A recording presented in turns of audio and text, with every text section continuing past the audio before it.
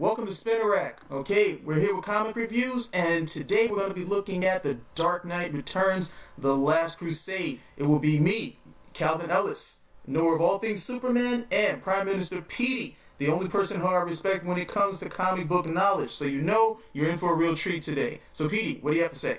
I guess we got a very gorgeous book from Miller, Azzarello, John Romita Jr. And the colors I don't know, Inker colorist, Stegerwald, I'm not sure, but Yeah, Stegerwald. we got some great covers. We got Bill Sienkiewicz. Miller did a little cover for us, as did John Romita Jr. And we get this period that was often talked about, often hinted about from fans and creators of what happened to Jason Todd. We finally get to know what happened to Jason Todd.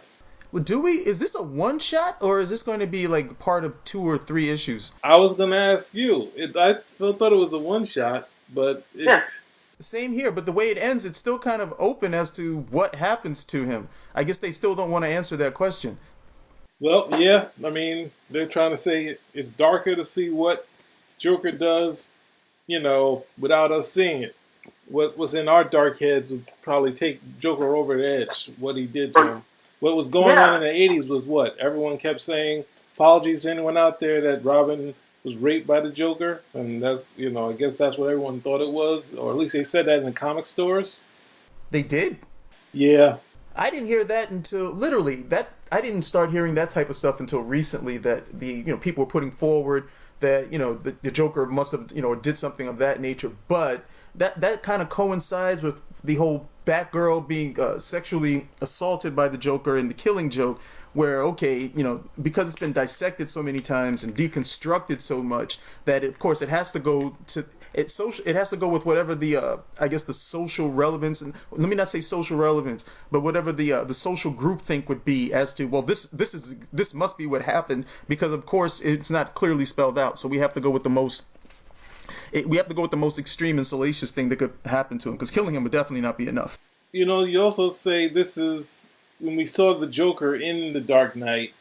That's the first where we really say that he has to put on lipstick in there. So that's where it pushes the line for, not, I don't know about the fans, but the fans got it from at least the comic store guys that were, I guess you could call them the internet back then. The comic book guy was the internet, so it basically be like, oh, this is what happened. Basically, you come in, there's a mystery, you come to buy, like, oh yeah, this guy did it. So they sort of put that rumor out there, and then there's a while since My comic guy just sold comics. We didn't get any. We didn't get anything. We didn't get anything else. Where was it? In Brooklyn? Yeah, in Brooklyn. I got the Dark Knight Returns series. I got that whole series from Avenue H Comics when they were still in business. Those guys were the ones talking about it. I came in, I bought comics, I left. These guys did not give me any instruction, and the whole idea of that happening to Jason Todd is just so beyond the pale for me, because the Joker has never shown himself to be that sort of character inclined to do anything of that nature. It's always just been about killing, not necessarily violating people, but killing them. So he may come up with these, okay, I may kill him in this particularly extreme manner, but the whole idea that, he was never someone who was really shown to molest or violate or torture, for that matter, but he would just kill you. Okay, he'd give you a cigarette and say, hey, can I light it for you? And it'd explode, along those lines. Or he would just, massively kill a whole bunch of people. That right there goes into more, I think, of the influence of like sort of like almost like a Hannibal Lecter type thing, where I'm not just going to kill you, I'm going to derive sadistic pleasure from it. And he was never shown to be that type of character, even up to that point. That's something that really comes in a bit later. But here, I think I've already said this to you before. The book is... DC is the master of creating a beautiful piece of crap. Okay, it is. Look at this art. You look at the art, the color, the sequencing. It's very reminiscent. They did a very good job of trying to evoke the layout and the style with The Dark Knight Returns. And John Romita Jr., and I already told you this, he seems to really be in his stride right over here. He was on Superman, and this guy could not seem to catch a break from fans because he couldn't seem to catch a break from himself with the art. And then you look at the stuff here, and it's like, okay, what happened? This stuff, right? Look at some of the sequencing here, the paneling, the parallel shots with Batman and Robin, all the stuff. It comes across as both classic and Dark Knight Returns, okay, and contemporary. So you look at the art and you're like, this is really good. And then you read the story and it's like, this is ridiculous. This doesn't make any damn sense whatsoever. It's more of like, I guess you could say like a vignette, sort of a piece, just an exploration. Not to say that that's a good story, but it's just a nice exploration as far as art. And yeah, basically as far as art, and I mean the dialogue itself isn't that bad. It's just there's no real story to it. It's a gorgeous thing to look through. I mean, John Romita Jr. is. Oh, I mean, I think also if you look at his work with some of the other writers that sort of push the other way, like Bendis, or I think what was it? I guess even you can say Jeff Johns. You see, getting a free hand again, of just saying, just you're in control, have fun, because he always says the greatest collaborators he had was Frank Miller and John Byrne, since they both just let him go. They sort of said, hey, we know you're a storyteller, here's the story, we're not going to tell you how to draw, just we're just going to tell you the story, and then we get magic, which we haven't really seen of recent times. But then we also have in this story we get to see Jason Todd is sort of functional, because he never was necessarily that functional. Well, I guess he was if you look early on before they got rid of him. But he was Dick Grayson up until about the last what 6 issues of he was up until like this last 6 issues of the Batman series, and then we went straight into the death of a family. They seriously they threw all of the other development, which was minor, out of the window to try to give him this edge because people, I guess he wasn't popular enough. But it came from out of left field when he started doing this stuff. He was never shown to be that type of character. Well, he was, I guess initially he had even red hair when they first showed him, and then he's a basic Robin, like a character learning how to do it. His Batman's adopted son at that point, and then they rebooted, and he became the street kid who steals the wheels off the Batmobile. Well, he suffered from the same. I mean, it's the same thing DC does with a lot of characters where they can't find a rhythm for them, or they feel that this character needs some sort of uptick. And you'll see it with characters like Green Arrow. You'll see it with characters like Green Lantern, Hawkman, where they're like, okay, we need to do something else, or let's try to shake this up a bit, or let's try to do something to make this character more interesting. And they don't really do so much character development as let's screw them up somehow, and in that way we'll be able to make some sort of soap operatic mess, and then be able to draw in people. And the irony is that what they did with Jason Todd was it was so reviled by people that people were willing to call in to kill him. And then you have Damian Wayne, and everybody loves this guy, and that's pretty much Jason Todd. That's pretty much Jason Todd perfected when you think about it. That's why I can never really get hooked into Damian, because I wasn't a fan of the changes to Jason Todd, and then get a Uber Jason Todd was just like, oh god, I can't do it. But the other weird thing in the story is that Jason Todd is right at the stage of possibly being the next Batman in this. But at the same time, since in the glass case in the Dark Knight, he has the original costume.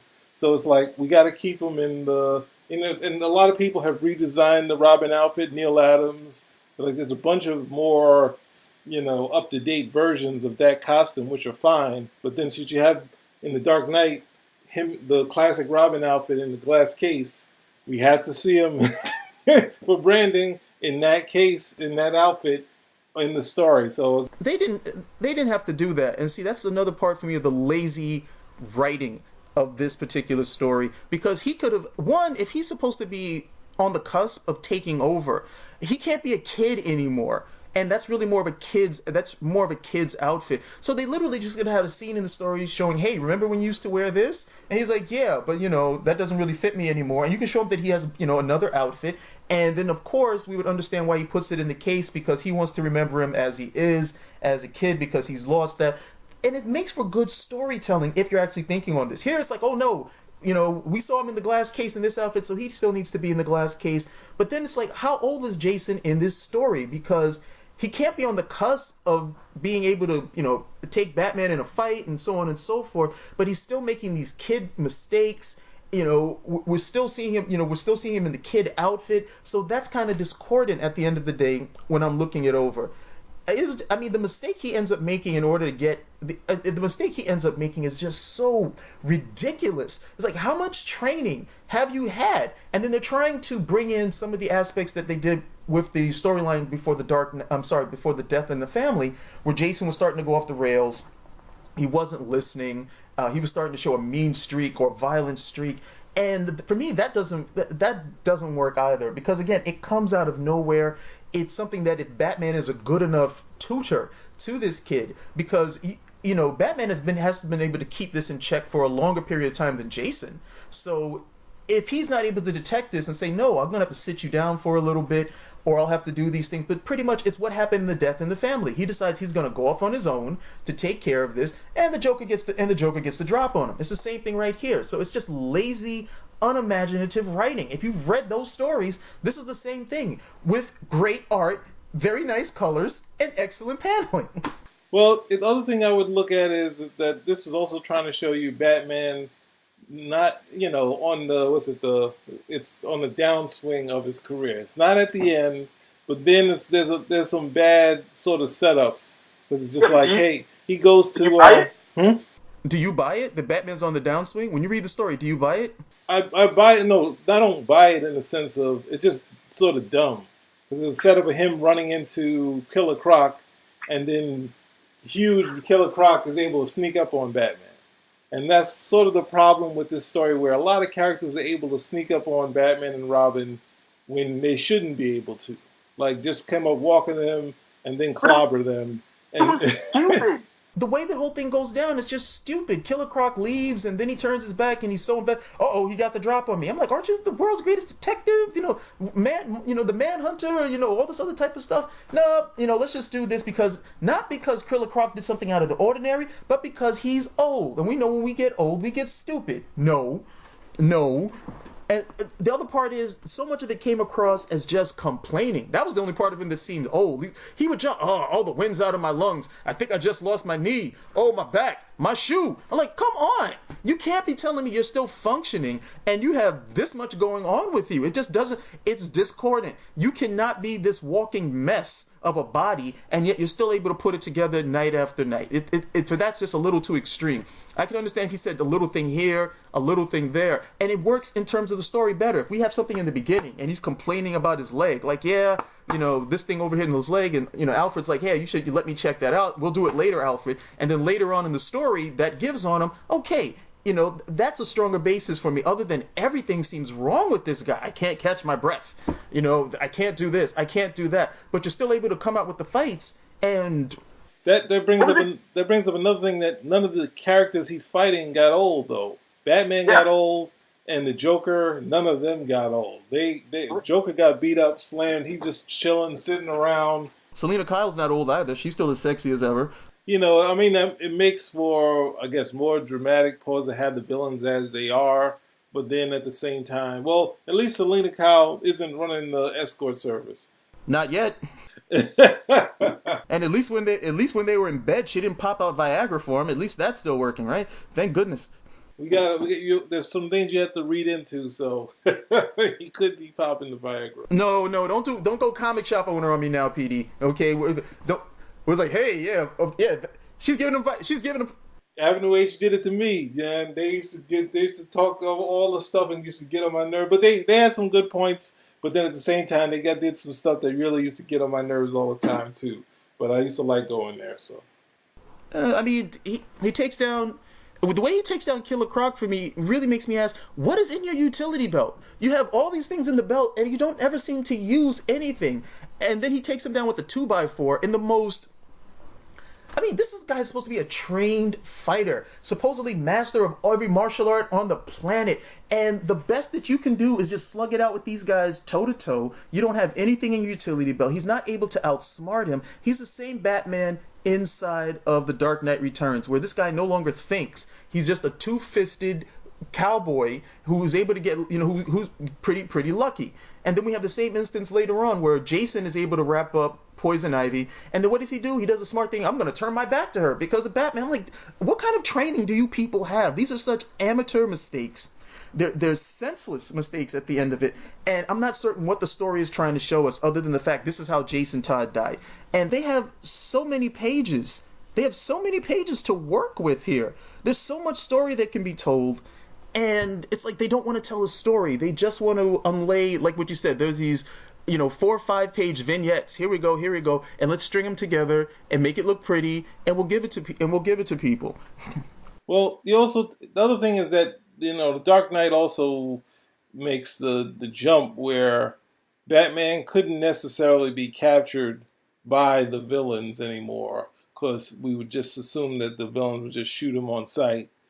Like, you lose that sort of effect of saying once they get him, and like they basically struggling with mercenaries, and it's like, well, Batman used to be captured, and like he would get out of the death trap, and in the comics, not just a TV show, and it was enjoyable to me. And now we get to the point where it's like, well, we let the villain capture him, then they have to just kill him, and it's like, well, no, I would go Killer Croc possibly, but the Joker. Poison Ivy. Poison Ivy isn't. I don't know if Poison Ivy is someone just gonna go for Robin's neck to choke him out. It's like this is like a very I didn't really it was when the Dark Knight first came out. I enjoyed it a lot, but then now you look at him going this way. It's just like they're just like just some dark people that you see in the diehard villains are even more entertaining than the Batman villains now, because they just like, oh, we got Batman, we're just gonna slam him, break his head into the ground. It's like, okay, so we can't really do any sort of Batman's greatest escape artist either. We can't do that anymore. Batman has a hard time dodging bullets in this story. It's sort of taking the fun out of the character. Because they've aggrandized his character to the point where it's just enough for him to be Batman. He doesn't have to be a detective. He doesn't have to be the world's greatest escape artist. He doesn't have to be a master of disguise and use all of these things in conjunction, not just to be the character, but to entertain you. It's just enough for him to be Batman. And the only person who's worse than that in the story is the Joker. He's able to pull off. I mean, he gets locked up and he kind of just escapes because he's the Joker. There's no plan or anything of that nature, and Robin falls into his trap.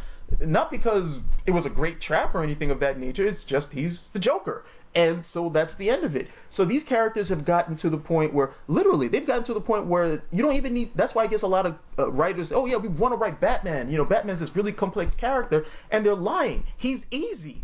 Okay? I could literally tell a Batman story now and do just about anything I wanted, and it's going to be accepted because of the character's popularity and because of the reception that the fans give him. Oh yeah, he can do this. He can do anything, and that'll be the end of it.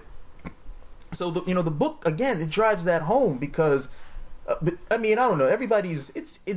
It's kind of hard because I can't advocate anyone buying the book. I read it because I was curious, but I can't advocate anyone spending money on it simply because it's not a good story at the end of the day. I'd be lying if I said I was. It's not a good story. They don't really put this together well in terms of story. Visually, however, I mean, DC knows how to do that. They know how to sell some nonsense on a stick with a good picture. And there's plenty of pretty pictures in here to go with. Plenty. Well, I would go the other way and say it's a gorgeous book. It's a fun seeing John Romita Jr. just play with as far as the art and his ability. I mean, there's obviously tons of weakness in the story, but fun book to look at. Like, turn off just your story sense and just sort of enjoy the pages, because otherwise, I mean, this is more enjoyable than, like, I guess with Kick-Ass, Hit Girl. Like, even though it's Batman, it's the wrong sort of story for Batman, wrong sort of story for the Joker, whereas that sort of thing. But it's just like a beautiful book to look at. So we're finally getting the right John Romita Jr. that we like. I really don't like the whole TV stuff and the commentary, but otherwise, it's a gorgeous book, and you should definitely check it out just for that. All that stuff was unnecessary, and then they tried their best to do a Batman story where, hey, there's a mystery that needs to be solved, and we're like, gee, let me guess, Poison Ivy? Hey, I'm the world's greatest detective. So, they weren't really focused too much on that, and they try to have the same paneling because, again, they're trying to evoke the Dark Knight Returns rather than do something with, okay, you can still call it the Dark Knight Returns, but it doesn't have to keep aping that particular story, but they understand that's what sold, but it's been It's been over 30 years since The Dark Knight Returns debuted. So we've waited, for anybody who's actually waiting, you've waited 30 years to see how it was that the Joker killed Jason Todd. And you're telling me in 30 years this is the best you could come up with. This is a this is like a Legends of the Dark Knight type story. Okay, this is not something that really fills in the holes as to what was going on. And a lot of the stuff is that this guy is so dangerous. This guy is so dangerous, and he escapes so bleeding easily at the end of the day. And now I'm looking at this story, I'm saying, well, he escaped this way. He escaped this way in this story. When we looked at The Dark Knight Returns, it was pretty much the same thing. Why didn't he just do that again? He didn't need to come over and say I was sane, or I guess, but that was more for the reader. And you see how the story starts feeding on itself because they're trying so hard to stay in lockstep what would happen with The Dark Knight Returns and trying to approximate as much of that as they can. That story wise, it just doesn't make sense. It's such a lazy piece of, it's such a lazy story at the end of the day. There's that, but have you also read in the commentary as far as Marvel versus DC? Like Marvel's going a little bit down, and DC's going a little bit up now. So with they're going up with what? Going up in smoke? Yeah, basically that's basically what it is. Because they're making their with people caring about Marvel's market share. And then now with with the Rebirth and this Dark Knight thing, they're sort of edging them out because they've already Marvel's a different thing because they sort of feeding on themselves now, so it's kind of hard. So DC's doing the same thing, but at the same time they're giving the people what they want to read. They want to read this crap, and here it is. There you go. You got it. We all can look at it and complain and say, "Man, it wasn't as good as I expected it to be." After all this time, and then at the same time they'll still buy it, still love it, and then this is a big business move. He was on Superman. It was a big deal. I guess it was doing okay numbers, and now they cashed out, bringing John Romita Jr. onto the Last Crusade. So, well, he had a really hard time on Superman, art wise and reception. Okay, the numbers, I think the numbers were solid to a certain extent, but he never found his stride on Superman. Never. And I think a big part of that was, one, he wasn't really free to do Superman. He had to do New 52. Okay, you got to do this outfit, and he has to look like this, and, he can't do this, and, he started off drawing him with, what did you tell me, the Italian nose, and, those sort of things. But you look at what he does here, and it's like, okay, it doesn't look like the guy's missed a step. You can't say that he doesn't turn out some quality product here. Look at the detail on that splash page with the Joker sitting cross-legged. That splash page of the Joker sitting cross-legged inside of the asylum.